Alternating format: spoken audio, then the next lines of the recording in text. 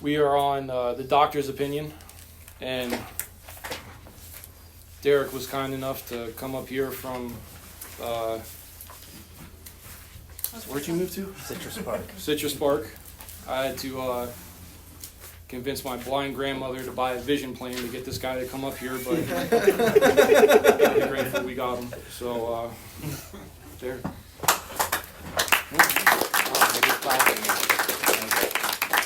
Hello, my name is Derek, and I'm a drug addict. Derek. Okay, I'll start with a few facts about myself. I'm 35 years old. I have a sobriety date. If I make it to midnight tonight, and I'm hoping I will, that will be 12 years without a drug or a drink. And that is only because of a loving God that I don't understand, the power of this program and how it led me to that God, and just everlasting grace in living in the middle of the bed in this program.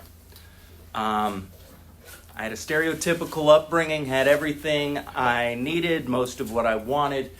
I was raised with the idea of God. We went to church Sunday morning, Sunday evening, Wednesday nights, and then a disclaimer here.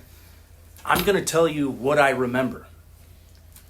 This book tells me I have a disease of perception, so I can't guarantee you this is exactly how everything went down. I'm going to tell you the way I process this world around me. What I processed at church was, I'm going to go to hell. What's the point of any of this? It was this very negative experience for me. But there were also very many layers in all of it. My mom used to bribe me with Oxycontin to stand up and lead the singing at the church. But I'll tell you more about that later. So my earliest memories are of some sort of an obsession or a compulsion to either obtain something or become somebody, and then everything was going to be okay. It was never okay to be Derek right here, right now, in this moment. And a good example of that, I was obese in middle school. I got picked on all the time. When I used to run on the playground, kids would lay down on the ground and shake and yell earthquake.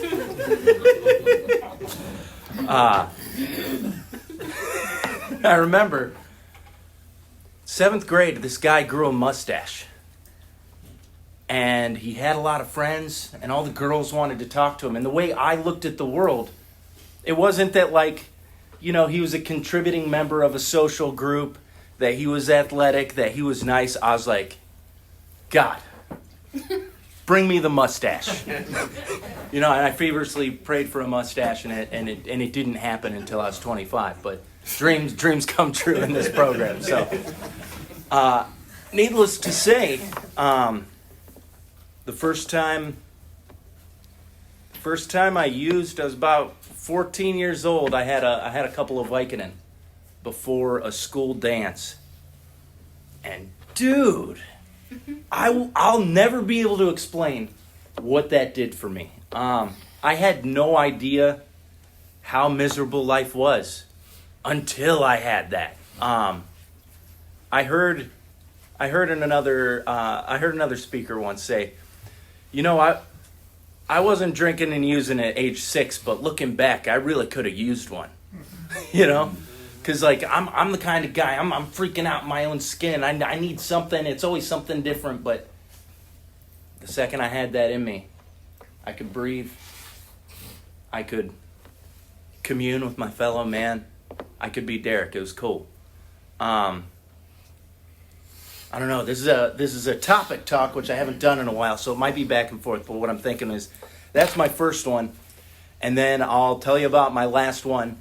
A quick run through of my recovery, then back to what makes me different. So, my last one, in a hotel in Willoughby, which is a suburb of Cleveland, with some weird people doing some weird stuff. I'm homeless, and I have to put an asterisk there now because when I first got sober, you know how you like to embellish all your stories. I was sober I was homeless for like 3 weeks. I I got respect for people that last a long time out there. But in Cleveland, it was cold, and my hands are soft. It wasn't for me. But I'm on my way to treatment right after that, and man, I'd done a bunch of meth, a bunch of heroin, and just chugged some GHB. I remember getting in the car, heading to treatment, and then a cop smacking me around going, "What did you do and how did you do it?" And then he goes through my pockets and he has a shampoo bottle with the GHB. He's like, "What's this?" And I'm like, "It's shampoo." Anyway, I get into treatment, and by this time, this is like my 7th or 8th time in treatment.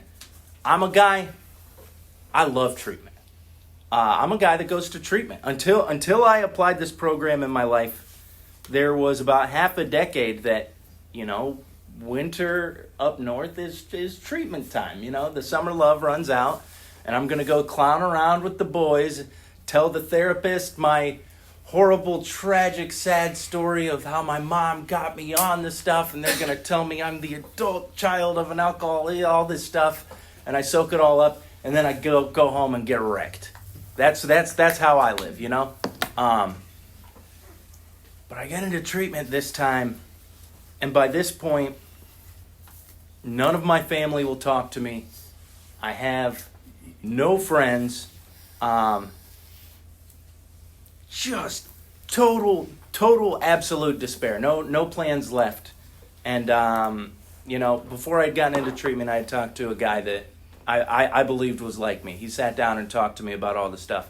And I said, "What did you do?" And he said, "I went to treatment. I went to a sober house afterwards. I got a sponsor. I worked the steps, and I continue to try to carry the message."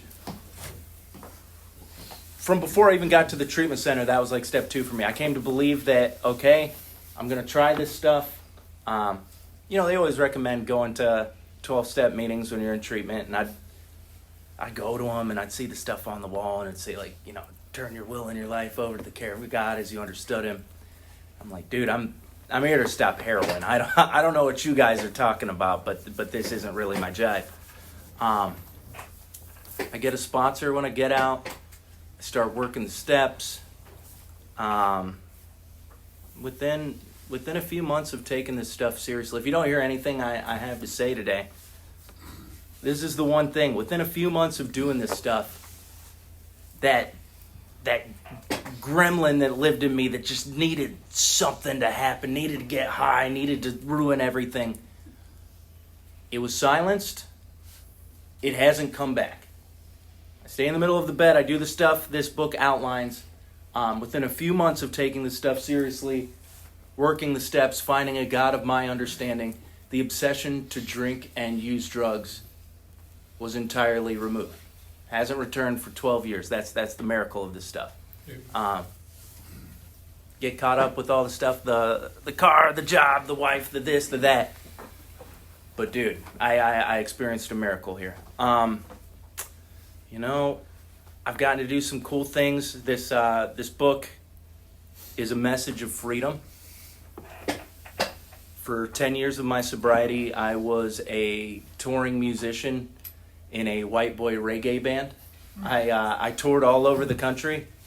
I'm around people that party. I'm not telling you to go to the bar when you get out of here. This is after I had some solution in me. But I went to college, got a degree. I got married. I just had a baby 5 months. I didn't have the baby. My wife had the baby. But it's nuts. When I tell my wife I'm going to do something or I'm going to be somewhere at a certain time, I'm there. I'm like loving a little baby and self-sacrifice. None of this is of me. It's of God, right? But the base to this, the base that would, how would I put it? Willingness is born of desperation, right? The beginning of this book is a lot of really, really terrible news. When I first read this and I realized, oh, I relate to this, what this stuff means, that's not a good day. My experience isn't if I relapse. It's when I relapse. I hear don't pick up no matter what. That's why I'm here 12 years later doing this, is because I pick up no matter what. I need some power, but I'm not going to do all the drastic stuff this book asks me to do unless I've fully arrived at the conclusion that it's not if I relapse, it's when. I'm just going to pick some stuff. I didn't prepare for this at all out of the doctor's opinion. But the doctor's theory that we have an allergy to alcohol interests us. As laymen, our opinion as to its soundness may of course mean little, but as ex-problem drinkers, we can say that his explanation makes good sense. It explains many things for which we cannot otherwise account. An allergy, an abnormal reaction. Something happens to me when I put a substance in my body that does not happen to other people. I have a lot of good friends that they can get a few beers in them and they don't head to the projects and smoke crack. Most of them. Me, every time. If I get some beer in me, my allergy, my abnormal reaction is I head to the projects. That's just what it is. With opiates, like I'll meet people that, I got a tooth pulled and they gave me a Percocet, my stomach hurts and I'm itchy. I'm like, dude, I'm trying to live like that forever. Something different happens to me. I don't get itchy or stomach ache. I want to go downtown and see what's going on, It separates me from other people. I can't live life based on the way other people live. I have a different thing going on. Let's see. What else here? Okay. I personally know scores of cases who are of the type with whom other methods had failed completely. I had to look at my own experience. I had tried many different things. I tried, like I said, the therapist, which I just have the most interesting, tragic story with so many twists and turns.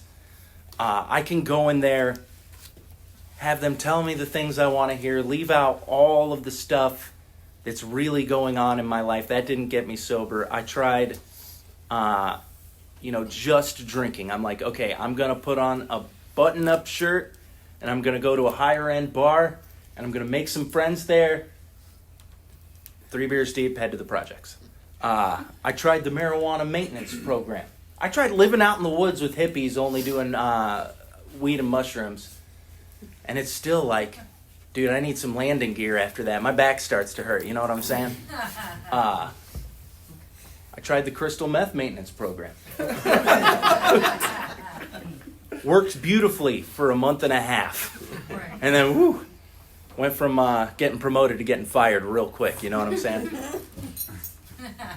I had tried church work camps. I had tried everything except this because it just seemed so ridiculous and boring to me. This was the last house on the block, Anything in this book, I was taught, when it makes a statement, I have to turn that into a question to see if this applies to me. Was an alcoholic of a type I had come to regard as hopeless. Once again, I have to look at my experience that no matter how much I didn't want to.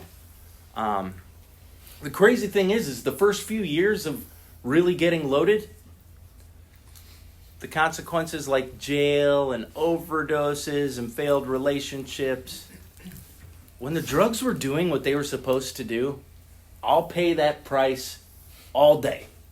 That's nothing. That's nothing to me. Like, that was my one true love in life, right? But then, the last couple of years of it, it stopped doing what it was supposed to do. I wasn't getting any freedom out of it. I was getting just crazy, depressed, and alone. And I'm like, okay, now I'm going to stop. I'm going to try all these different things. I'm going to move halfway across the country. I'm going to go to a Christian college, and that's going to fix me. I'm going to meet the right people there. And never once did any of that stuff work. And there's a couple other lines in here. Okay. We believe and so suggested a few years ago that the action of alcohol/drugs on these chronic alcoholics is a manifestation of an allergy, that the phenomenon of craving is limited to this class and never occurs in the average temperate drinker.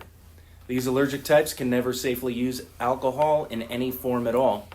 And once having formed the habit and found they cannot break it, once having lost their self-confidence, their reliance upon things human, their problems pile up on them and become astonishingly difficult to solve. Frothy emotional appeal seldom suffices.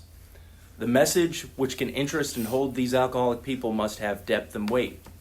In nearly all cases, their ideals must be grounded in a power greater than themselves if they are to recreate their lives. I really like it says recreate because thank God I didn't regain my life. I have a way better life today. It was recreated for me. But the frothy emotional appeal part. So in the midst of while I was out there, I was in this 3-year love, toxic, crazy relationship. You know, like the kind of relationship you get arrested over all the time and you end up on the news, that kind of stuff. That was my form of love at the time. But one day I got a call, and they said, hey, Nicole's been in a car accident. She's in a coma. And I went to the hospital. And her mom sat me down before I went in there. And her mom said, Derek, all Nicole ever wanted for you was for you to live up to your potential, to stop hurting people, to stop using. And then she told me that tomorrow they're going to pull the plug. And part of me, in the back of my head, all this time out there, I'm like, something's going to happen that's going to make me get it together. I was always waiting for the thing that was going to make me get it together. So I was heartbroken, but part of me was like, all right, this is it. This is the thing, you know, my first love and only love at the time. Her dying wish was for me to not live like this anymore. And I go in and I literally make a deathbed promise, kiss her on the forehead, leaves, they pull the plug the next day and she dies. 3 days later, at her funeral, I'm high as a kite. There's nothing that's going to stop me from this stuff. The frothy emotional appeal, you know, waking up in a hospital bed with your family crying around you, begging you to never do this again. Me meaning it. Like, I will never do this again. I love these people. And as soon as they leave, as soon as they give me my phone back, I'm calling somebody because I don't feel very good after the Narcan, you know? I need something just to get well from that. You know, it was crazy when my first couple weeks before I started getting into this stuff, I had arrived at the conclusion that I'm a sociopath because I look at what I say and what I believe, and then I look at my conduct, and it just doesn't line up at all. When it comes to drugs and alcohol, it is not if I relapse, it's when, right? And in nearly all cases, their ideals must be grounded in a power greater than themselves. So there's this idea, the allergy. I can't safely use alcohol and drugs. If I pick up, it produces the desire for more, the phenomenon of craving, all of that. I knew that for a long time. I didn't have all the information. I didn't know about also the mental obsession. The mental obsession is this thing that happens once I'm sober. Once I'm as physically sober as I'm going to get, physically clean, whatever you want to call it. Once they've detoxed me, that's as clean as you get. Every single time the day is coming, whether I'm celebrating, whether I'm bored, whether I'm resentful, whether there's some new random stuff they sell at a gas station that I might be able to get away with, whatever it is, that day's coming, I pick up again. So I can't drink and use safely, and I can't not drink and use. It's a terrible day when you realize that that's true for you. But they give you these little clues, you know. Their ideals must be grounded in a power greater than themselves if they are to recreate their lives. And for me, it started with, honestly, a couple of guys that were pretty cool that were around me in the sober house that I looked up to that told me enough of their story. I believe they had it as bad as I had it. And I'm like, well, what are you doing? And they're like, we're praying. You know, we're trying to get closer to God. And I was just shouting at the sky. I don't know what the hell is going on, but I know there's some guys around me that they say they no longer feel like drinking and using. I know that I've never in my life, since the first time I picked it up, not felt like drinking and using. And my first prayers were just like, God, show me. God, show me, please. God, direct me today. Whatever. From that tiny little start, I can tell you it's like it's the cornerstone of my life today. It's how I operate. It's insane. It's not me. Let's see. Men and women drink essentially because they like the effect produced by alcohol. The sensation is so elusive that while they admit it is injurious, they cannot after a time differentiate the true from the false. To them, their alcoholic life seems the only normal one. They are restless, irritable, and discontented unless they can again experience the sense of ease and comfort which comes at once by taking a few drinks. Drinks which they see others taking with impunity. After they have succumbed to the desire again, as so many do, and the phenomenon of craving develops, they pass through the well-known stages of a spree, emerging remorseful with a firm resolution not to drink again. This is repeated over and over, and unless this person can experience an entire psychic change, there is very little hope of his recovery. Bad news. Good news. On the other hand, and as strange as this may seem to those who do not understand, once a psychic change has occurred, the very same person who seemed doomed, who had so many problems he despaired of ever solving them, suddenly finds himself easily able to control his desire for alcohol, the only effort necessary being that required to follow a few simple rules. So that's my job to come in here and tell you. Is that's my experience. As strange as this may seem, easily able to control my desire for any of it. I'm a free man. I go to concerts. I travel the world. I played in a band. My wife can have a glass of wine when we watch a movie, and it does absolutely nothing to me. There are conditions to that. I have to keep up on my spiritual condition. But one thing that stuck out to me, I felt insulted.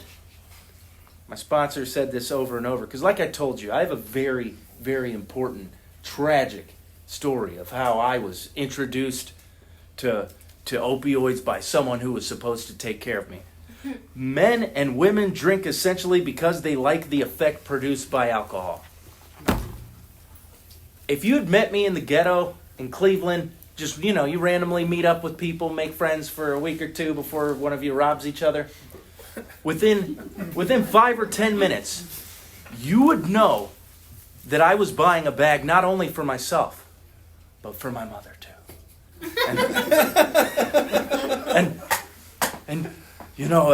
I just have the highest tolerance because I've been doing it from age 14 because of my mother, But the truth was, by the time I got sober, I hadn't seen her in 5 years, and I was still running it pretty heavy. Had very little to do with her. Had a lot to do with the fact I have an allergy and an obsession, and that I loved heroin. That story serves a purpose today, and that's to help others. I can use that to help others if other people have similar experiences. But, man, my sponsor kept saying that, and I'm like, dude, you got to hear all my story, though. It's not just because I like it. And he's like, it's because you like it, dude. They cannot, after a time, differentiate the true from the false. Like I said, I have a disease of perception. There was one time, one of my first consequences, I nodded out at the wheel. Well, so I was partying, heading up to Kent State with 2 girls and my buddy, and the girls were dressed up as football players, so naturally, me and my buddy, we were wearing dresses. I got super loaded at the party, and when I passed out, they drew all kinds of horrible things on my face. I made it within a mile of my house, and I totaled my car into a tree, into the police chief of our town's yard. Oh, wow. Oh, man. What's really funny is when I got to amends, I was like, I should reach out to him. And I don't know why I started the email with this, but it was like, I'm I'm not sure if you remember me, but... And he said, no, I don't want to talk to you. Good luck with everything. And I was like, all right, check that one off the list. Hell yeah.